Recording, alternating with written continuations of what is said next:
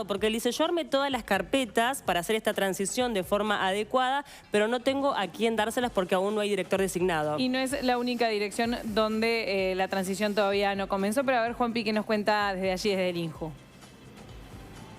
¿Cómo andan, chicas? Exactamente, buenas tardes. Primero, empezó la transición, estamos de cara al 1 de marzo, pero como bien decían ustedes, algunos organismos todavía no saben hacia dónde hacer esa transición, ni a quién, pero se están preparando informes. Desde acá, desde el INJU, estamos justamente con el licenciado Federico Barreto, que nos cuente un poco cómo es esa transición, o eso que has denominado vos, transición no correspondida. ¿Qué vendría a ser bien eso y qué es lo que está sucediendo? Sí, nosotros nos pusimos a trabajar, apenas sabido el resultado de las elecciones nacionales, en una transición que nos enorgulleciera. La consigna que elegimos fue, realicemos la transición que nos hubiera gustado recibir. Creemos que esa era la forma de hacerlo de forma democrática, republicana, y desde el 10 de diciembre elaboramos todos los documentos. Un amigo me recordaba hoy, una amiga me recordaba que en plena bajada, cuando todo el mundo estaba celebrando el cierre del año, nosotros estábamos meta a elaborar documentos para encarar esa transición ya mismo en diciembre.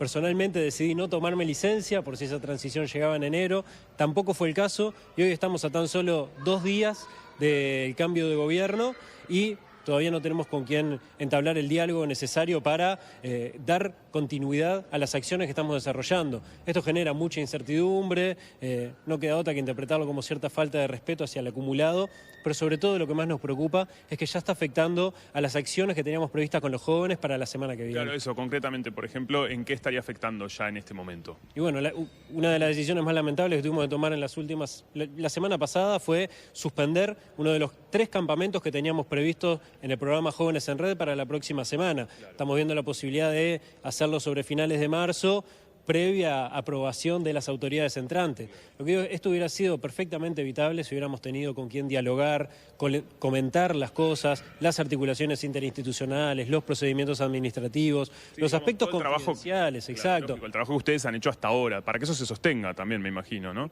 Y después de que esto se hizo público, que tú lo hiciste también en tus cuentas de Twitter y ha salido en los medios, ¿hubo alguna respuesta? ¿Se avanzó algo sobre esto o nada?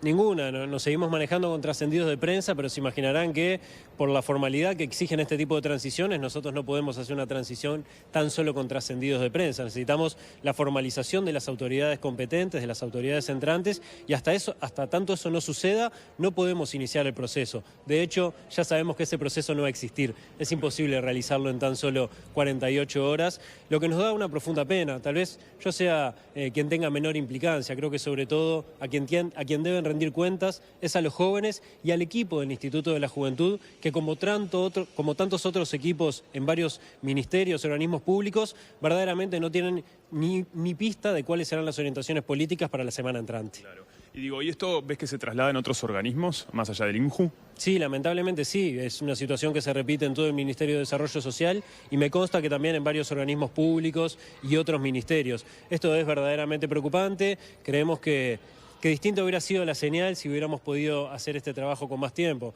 En mi caso personal, como parte de una de las generaciones más jóvenes que está al frente de este tipo de responsabilidades, nos tomamos esta transición muy en serio. En buena medida es la primera transición que pasa de signo político de izquierda a derecha. Queríamos dar la señal de una muestra democrática y republicana y enfrentar todo eso que se nos decía, que Frente Amplio no quería entregar el poder y un largo etcétera que tuvimos que bancar. Bueno, esta era una buena forma de demostrar de que evidentemente estábamos a la altura y lamentablemente terminamos en esta transición no correspondida en donde estamos tratando de escribir lo más que podamos para por lo menos dejar esos informes y que sirvan como orientación para las autoridades entrantes. Está clarísimo, o sea que los informes están. Sí, te escucho, Cami. Ahí va una linda pregunta para Federico, también sería saber cuál es el programa que para él tiene mucho peso y repercusión en la población con la que él trabaja y que se puede ver en riesgo de repente sin la transición no se hace bien.